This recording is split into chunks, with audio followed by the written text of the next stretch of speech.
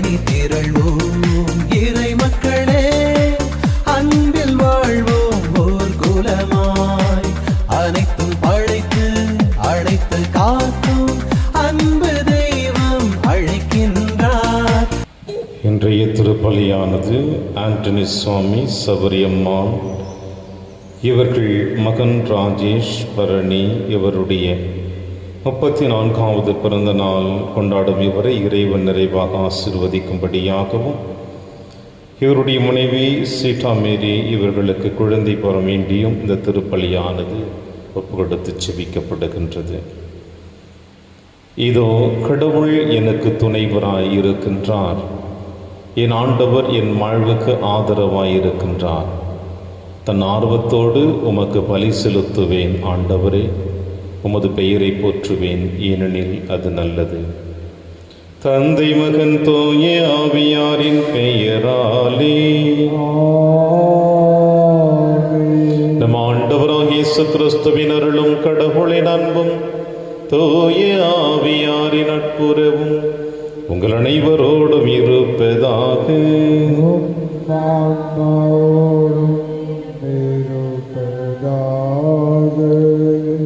இன்னும் சில விதைகள் நல்ல நிலத்தில் விழுந்தன. அவற்றுள் சில 100 மடங்காகவும், சில 60 மடங்காகவும், சில 30 மடங்காகவும் விளைச்சலை கொடுத்தன. கேட்க செவியுள்ளோர் கேட்கட்டும் என்றார். கிறிஸ்துவில் பிரியமான அன்புமிக்க சகோதர சகோதரிகளே, ஆண்டவர் இயேசு கிறிஸ்து இறை வார்த்தையை இன்று நிலத்தில் விதைக்கப்பட்ட விதைகள் எப்படிப்பட்ட நிலத்தில் விழுந்தன என்பதையும், எந்தெந்த நிலத்தில் எந்தெந்த விதைகள் விழுந்து எப்படி அதனுடைய வளர்ச்சியையும் தோல்வியையும் சந்தித்தது என்றும் அழகாக நமக்கு வெளிப்படுத்துகின்றார். இறை சாயலாக படைக்கப்பட்ட நாம் அனைவருமே நல்ல நிலத்துக்கு ஒப்பானவர்கள்தான். நம் இதயத்தின் ஆழத்தில் இயேசுவின் மீது வார்த்தைகள் விதைகளாக விழுகின்ற பொழுது நாம் 30 மடங்கல்ல, 60 மடங்கல்ல, மாறாக 100 மடங்கு கொடுக்கக்கூடியவர்களாக வாழ வேண்டும் என்று இந்த திருப்பலியிலே நாம் அனைவரும் பக்தியோடு ஜெபிப்போம். எல்லாம் அல்ல இறைவனிடமும் சகோதர சகோதரிகளே, உங்களிடமும் நான் பாவியினை ஏற்றுக்கொள்கின்றேன். ஏனெனில் என் சிந்தனையாலும் சொல்லாலும் செயலாலும் கடமையில் தவறியதாலும் பாவங்கள் பல செய்தேன். என் பாவமே, என் பாவமே, என் பெரும் பாவமே. ஆகையால் எப்போதும் கன்னியான புனித மரியாவையும் வானதூதர் புனிதர் அனைவரையும், சகோதர சகோதரிகளே உங்களையும் நம் இறைவனாகிய ஆண்டவரிடம் எனக்காக வேண்டிக் கொள்ள மன்றாடுகின்றேன். எல்லாம் வல்ல இறைவன் நம் மீது இரக்கமைத்து நம் பாவங்களை மன்னித்து நம்மை நிலை வாழ்விற்கு அழைத்து செல்வராக. ஆண்டவரே இரக்கமாயிரும். ஆண்டவரே இரக்கமாயிரும். கிறிஸ்துவே இரக்கமாயிரும். கிறிஸ்துவே இரக்கமாயிரும். ஆண்டவரே இரக்கமாயிரும். ஆண்டவரே இரக்கமாயிரும். மன்றாடுவோமாக. ஆண்டவரே நீருளம் கணிந்தும் அடியார்களாக எங்களில் உம் அருட்கொடைகளை பெருக செய்தருளும். இவ்வாறு நம்பிக்கை எதிர்நோக்கு அன்பாகியவற்றால் நாங்கள் பற்றி எறிந்து உம் கட்டளைகளை விழிப்புடனும் ஆர்வத்துடன் கடைபிடிக்க செய்தருள்வீராக. உம்மோடும் தூயாவியாரின் ஒன்றைப்பில் இறைவனாய் என்றென்றும் வாழ்ந்து ஆட்சி செய்கிற எங்கள் ஆண்டவர் இயேசு கிறிஸ்து வழியாக உம்மை மன்றாடுகின்றோம்.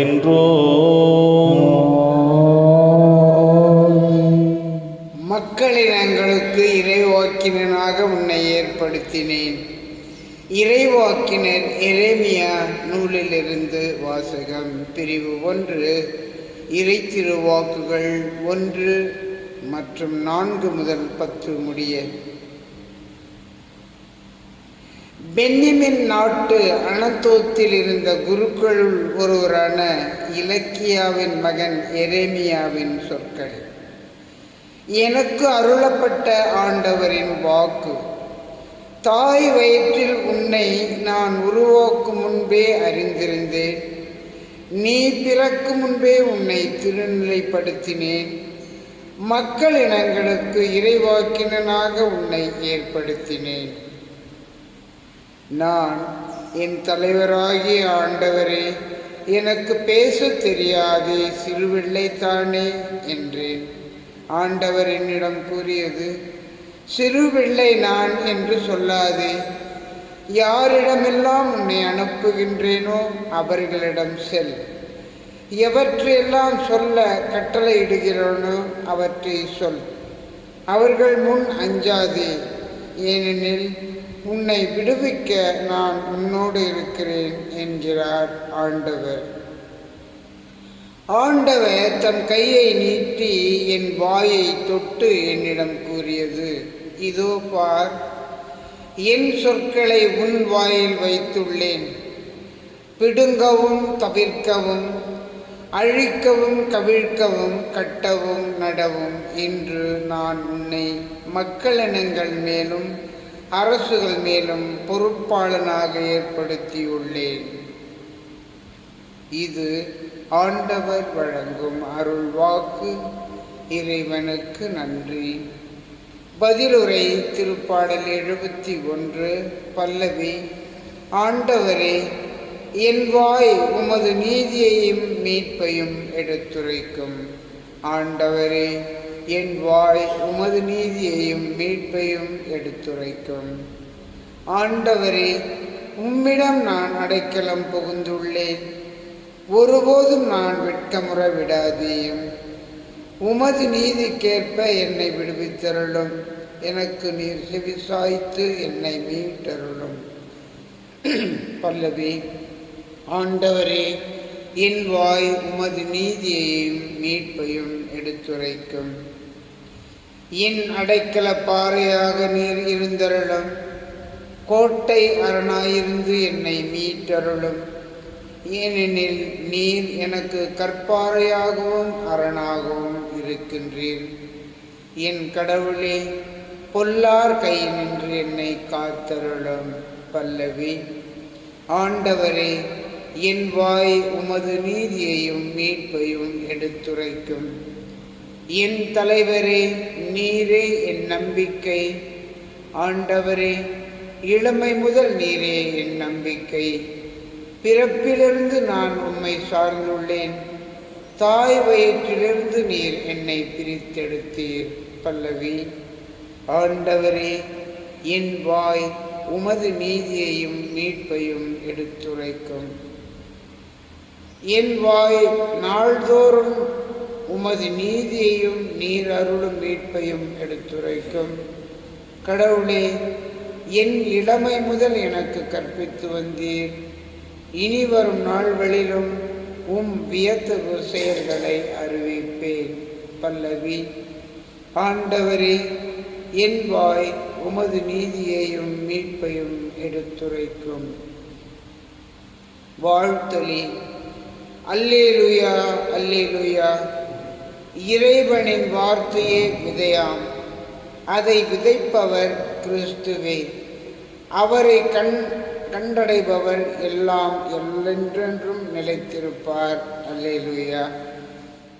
ஆண்டவர்களோடு இருப்பாராக. ஆன்மாவோடும் இருப்பாராக.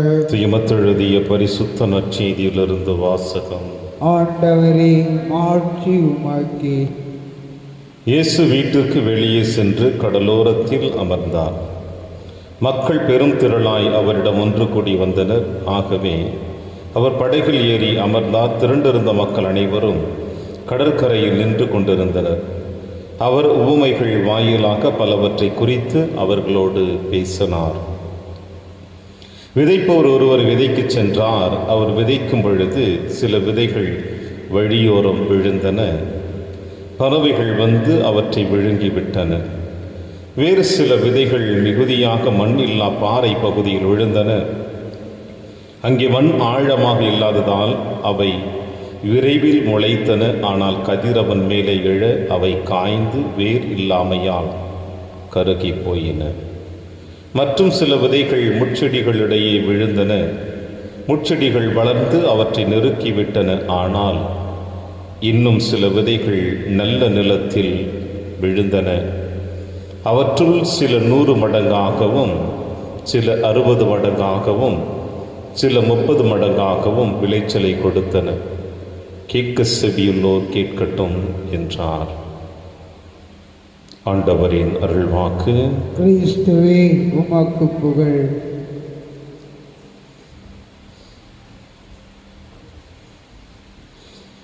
அவற்றுள் சில 100 மடங்காகவும், சில 60 மடங்காகவும், சில 30 மடங்காகவும் விளைச்சலை கொடுத்தன.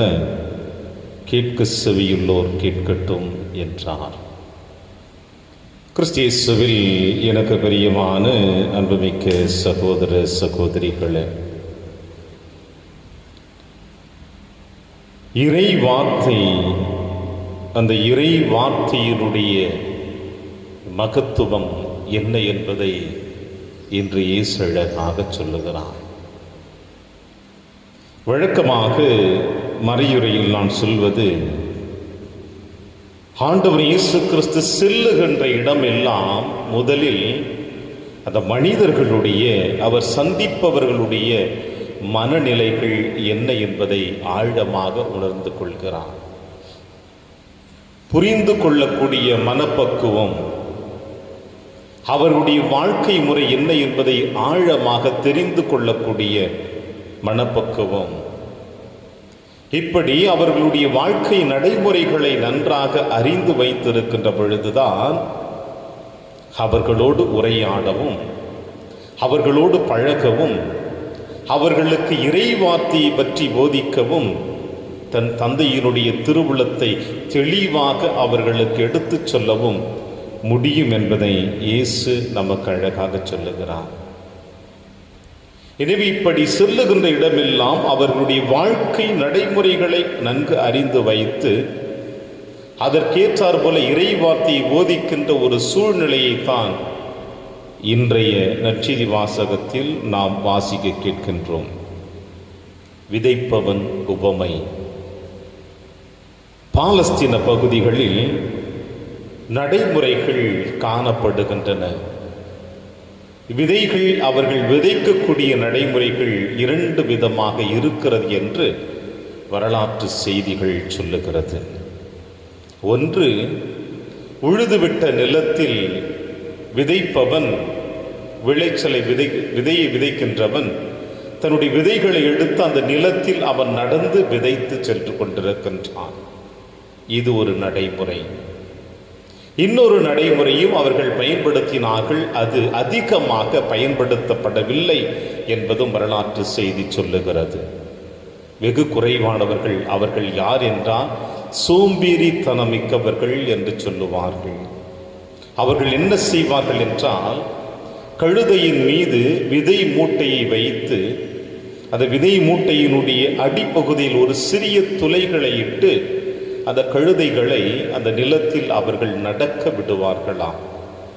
அப்படி நடக்க விடுகின்ற பொழுது விழுகின்ற விதைகளும் பயன்பாடாக காணப்பட்டது என்று 2 விதமான நடைமுறைகள் விதைப்பதை பற்றி பாலஸ்தீன பகுதியில் காணப்படுகிறது. ஆண்டவர் இயேசு கிறிஸ்து அவர்களுடைய நடைமுறைகளை வைத்து இன்று அழகாக சொல்லுகின்ற செய்தி என்னவென்றால், விதைக்கிறவன் விதையை விதைக்கின்றான். அந்த விதைகள் விழுகின்ற இடங்கள் எப்படிப்பட்டதாக இருக்கிறது? வழியோரமாக விழுகின்ற விதைகள், பறவைகள் வந்து விழுகின்றன. மணல் இல்லாத, மண் இல்லாத பகுதியில் விழுகின்ற விதைகள் வேர் இல்லாமல் அழிந்து போய் விடுகின்றன. முற்செடிகளின் நடுவே விழுகின்ற விதைகள் வளர்ந்து முட்களினால் அது நெரிக்கப்பட்டு இறந்து விடுகின்றன. நல்ல நிலத்தில் விழுந்த விதைகள் தான் 30 மடங்கு, 60 மடங்கு, 100 மடங்காக கொடுக்கிறது என்று சொல்லுகிறார். பிரியமான அன்பின் தேவ பிள்ளைகளே, இது எதை குறிக்கிறது என்றால், நல்ல நிலத்தில் விழுந்த விதைகள் 30 மடங்கும் 60 மடங்கும் 100 மடங்கும் கொடுக்கிறது என்றால், அந்த நிலத்தினுடைய தன்மைகள் எப்படிப்பட்டதாக இருக்கிறது என்று நாம் சற்று சிந்தித்து பார்க்க வேண்டும். தனக்குள் விழுந்த விதைகளை பக்குவப்படுத்துகிறது அந்த நிலம். அழகாக உள்வாங்கிக் கொள்கிறது. தனக்குள் விழுந்த விதைகளை உள்வாங்கி பக்குவப்படுத்தி தன்னிடம் இருக்கின்ற அனைத்து சக்திகளையும் அந்த விதைகளுக்கு கொடுத்து அந்த விதைகள் வளர்ந்து செடியாக வளர்ந்து நல்ல ஒரு பலனை கொடுக்கிறது என்றால் அந்த நிலத்தினுடைய தன்மை, அந்த நிலத்தினுடைய முக்கியத்துவம் என்ன என்பதை நம்மால் உணர்ந்து கொள்ள முடிகிறது. இயேசு இதைத்தான் அழகாக சொல்லுகிறார். இறைவார்த்தையை கேட்டு அதன்படி கடைபிடிப்பவர்களும் கேட்க செவியுள்ளவர்கள் கேட்கட்டும் என்றும், அந்த இறைவார்த்தையினுடைய பக்குவமும் அந்த இறைவார்த்தையை உள்வாங்கக்கூடிய உங்களுடைய என்னுடைய உள்ளமும் எப்படிப்பட்டதாக இருக்க வேண்டும்? ஏனென்றால் நாம் இறை சாயலாக படைக்கப்பட்டவர்கள். இயற்கையிலேயே நீங்களும் நானும் நல்ல கனி தரக்கூடிய மரங்களாகத்தான் இருந்து கொண்டிருக்கின்றோம்.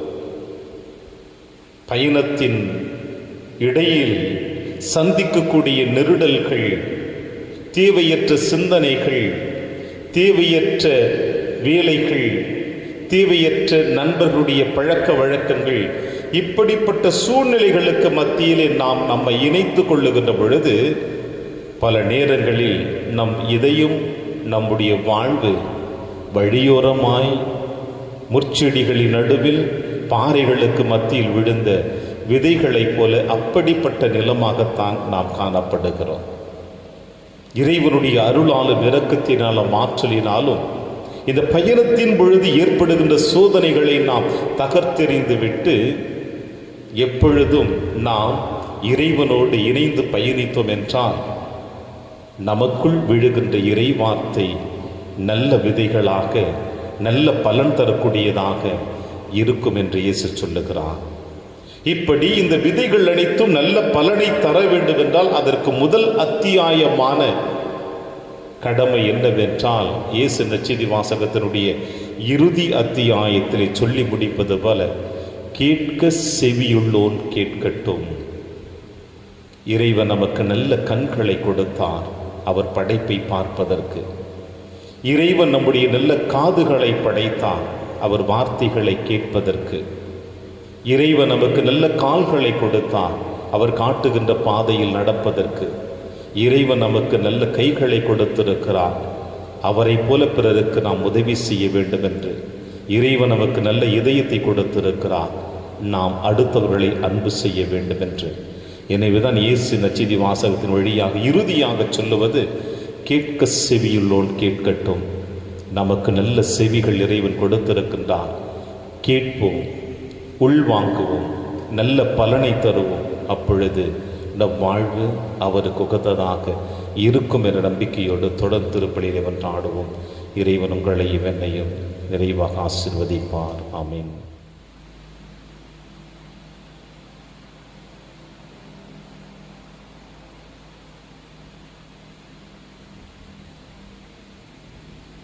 ஆண்டவரை அனைத்துலகின் நிறைவானீர் வாழ்த்த பெறுவீராக. ஏனெனில் உமது வல்லமையிலிருந்து நாங்கள் தப்பத்தை பெற்றுள்ளோம்.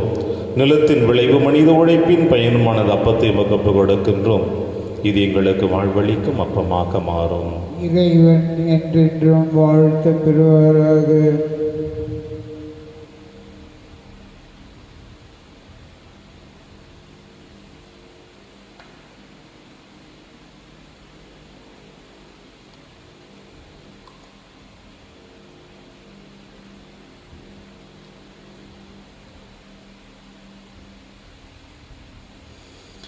ஆண்டவரை அனைத்துலகின் நிறைவானீர் வாழ்த்த பெறுவீராக. ஏனெனில் உமது வல்லமையிலிருந்து நாங்கள் ரசத்தை பெற்றுள்ளோம். திராட்சை செடியும் மனித உழைப்பின் பயனுமான இந்த ரசத்தை உமக்கு கொடுக்கின்றோம். இது எங்கள் ஆன்மீக பானமாக மாறும். இறைவன் என்றென்றும் வாழ்த்த பெறுவாராக.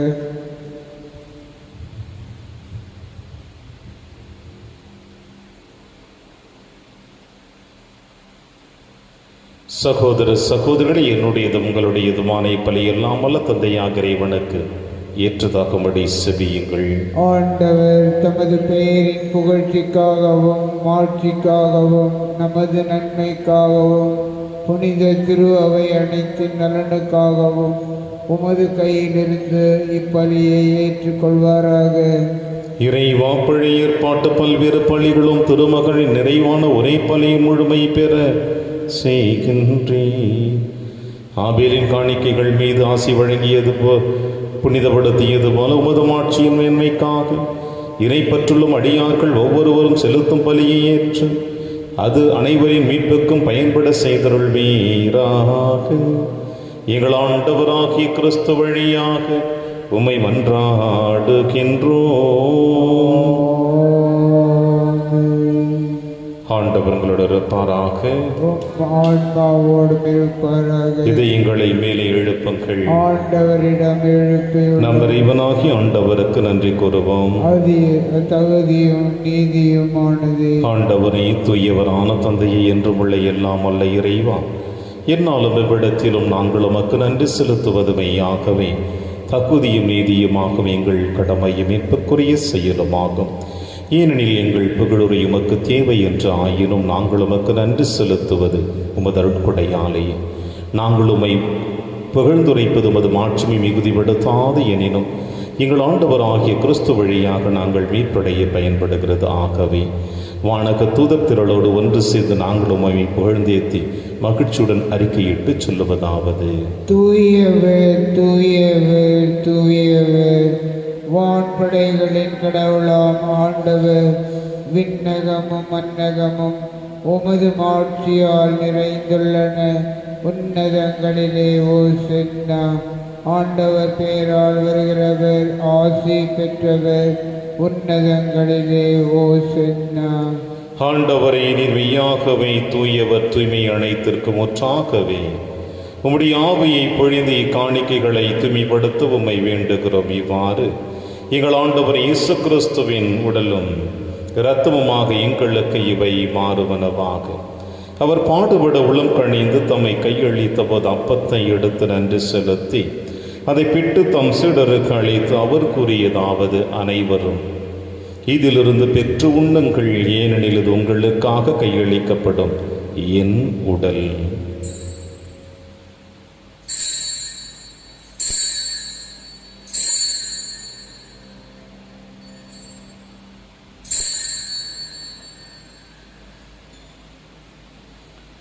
அவனவை இரவு விருந்தை அருந்திய பின் கிண்ணத்தையும் எடுத்து மீண்டும் நன்றி கூறி தம் சீடர்களுக்கு அளித்து அவர் கூறியதாவது: அனைவரும் இதிலிருந்து பெற்று பருகுங்கள், ஏனெனில் இது புதிய நிலையான உடன்படிக்கைக்குரிய என் இரத்தத்தின் கிண்ணம்.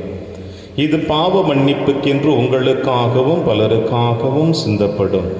இதை என் நினைவாக செய்யுங்கள்.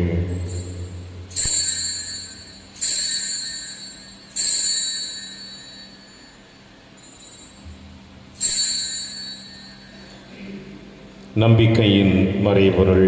ஆண்டவரே, நீர் வருமளவும் உமது இறப்பினை அறிக்கையிடுகின்றோம், உமது உயிர்ப்பினையும் எடுத்துரைக்கின்றோம். ஆகவே ஆண்டவரே, நாங்கள் கிறிஸ்துவின் இறப்பினையும் உயிர்ப்பினையும் நினைவு கூர்ந்து வாழ்வதரும் அப்பத்தையும் மீட்பளிக்கும் கிண்ணத்தையும் உமக்கு புகழ்கின்றோம். உம் திருமண் என்று உமக்கு ஊழியம் புரிய தகுந்தவர்கள் என எங்களை ஏற்றுக்கொண்டீர்.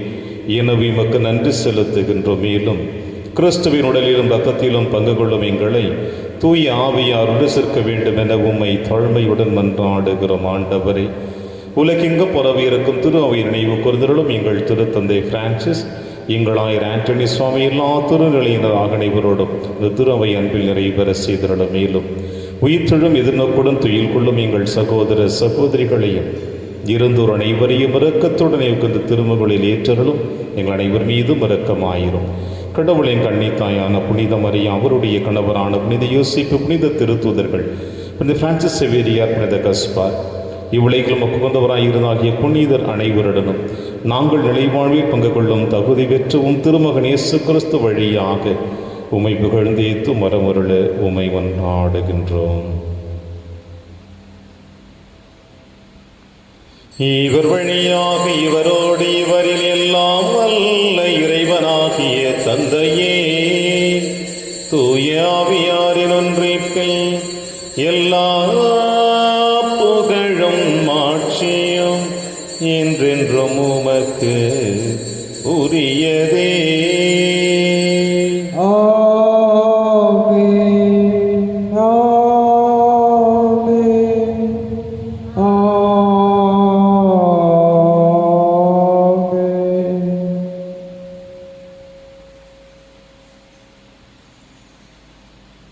மீட்பரின் கட்டளையால் கற்பிக்கப்பட்டு இறை படிப்பினையால் பயிற்சி பெற்ற நாம் அனைவரும் துணிந்து செல்வோம். விண்ணுலகில் இருக்கிற எங்கள் தந்தை, உமது பெயர் தூயது என போற்ற பெறுக.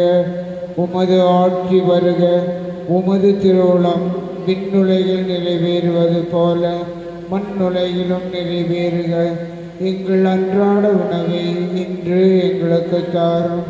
எங்களுக்கு எதிராக குற்றம் செய்வோரை நாங்கள் மன்னிப்பது போல எங்கள் குற்றங்களை மன்னியும். எங்களை சோதனைக்கு உட்படுத்தாதையும், தீமையிலிருந்து எங்களை விடுவித்தருளும். ஆண்டவரை, தீமை அனைத்திலுமிருந்து எங்களை விடுவித்து எங்கள் வாழ்நாளில் அமைதியை கனிவுடன் அருள உம்மை மன்றாடுகிறோம். உமது இரக்கத்தின் உதவியால் நாங்கள் பாவத்திலிருந்து எப்பொழுதும் விடுதலை பெற்று யாதொரு கலக்கவுமின்றி நலமாய் இருப்பமாக நாங்கள் எதிர்நோக்கி இருக்கும் பேரின்பத்திற்காகவும் இம்மீட்பராக இயேசு கிறிஸ்து வருகைக்காகவும் காத்திருக்கின்றோம். ஏனெனில் ஆட்சியும் வல்லமையும் ஆட்சியும் என்றென்றும் உமது. ஆண்டவரே இயேசு கிறிஸ்துவே, அமைதியை உங்களுக்கு விட்டுச் செல்கிறேன், என் அமைதியை உங்களுக்கு அளிக்கிறேன் என்று உம் திருத்துதர்களுக்கு வழிந்தீர். எங்கள் பாவங்களை பாராமல் உமது திரு அவையின் நம்பிக்கையை கண்ணோக்கி திருவுளத்திற்கு ஏற்பதற்கு அமைதியை ஒற்றுமை அளித்தருள்வீராக. என்று வாழ்ந்து ஆட்சி செய்கின்றவர் நீரே. ஆண்டவருடைய அமைதி உங்கள் அனைவரோடும் என்றும் இருப்பதாக. ஒருவருக்கொருவர் உறவின் வாழ்த்தை அறிவித்து மகிழ்வோம். சமாதானம். உலகின் பாவங்களை போக்கும் இறைவனின் செம்மறியே, எங்கள் மேல் இரக்கமாயிரம். உலகின் பாவங்களை போக்கும் இறைவனின் செம்மறியே, எங்கள் மேல் இரக்கமாயிரும்.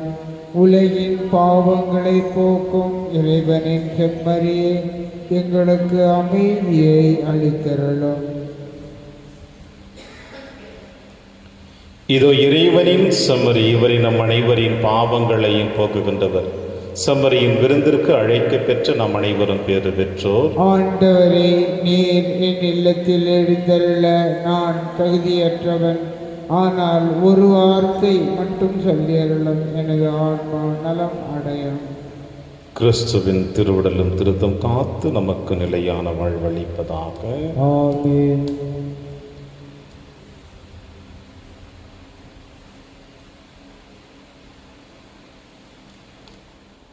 கிறிஸ்துவின் ஆன்மாவே என்னை புனிதமாக்கும். கிறிஸ்துவின் திருவுடலே என்னை மீட்டருளும். கிறிஸ்துவின் திரு இரத்தமே எனக்கு எழுச்சியூட்டும். கிறிஸ்துவின் விழாவின் தண்ணீரே என்னை கழுவிடுமே. கிறிஸ்துவின் பாடுகளே என்னை தேற்றிடுமே.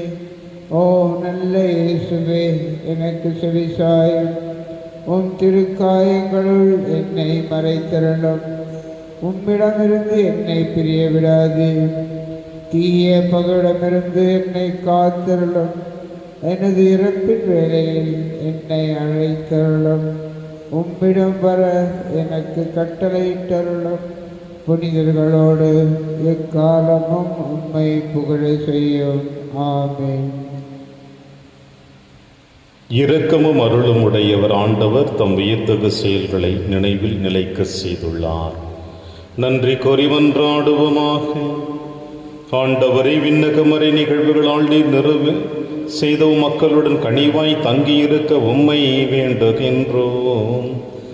பழைய நிலையிலிருந்து வாழ்வின் புதிய நிலைக்கு நாங்கள் கடந்து செல்ல செய்வீராக. எங்கள் ஆண்டவராகிய கிறிஸ்து வழியாக உம்மை மன்றாடுகின்றோம்.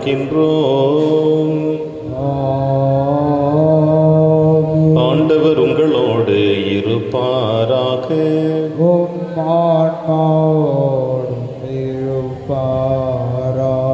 இல்லாமல்ல இறைவன் தந்தை, மகன், தூயாவியார் உங்கள் அனைவரையும் நிறைவாக ஆசீர்வதிப்பாராக. சென்று வாழுங்கள், திருப்பலி நிறைவேறிற்று.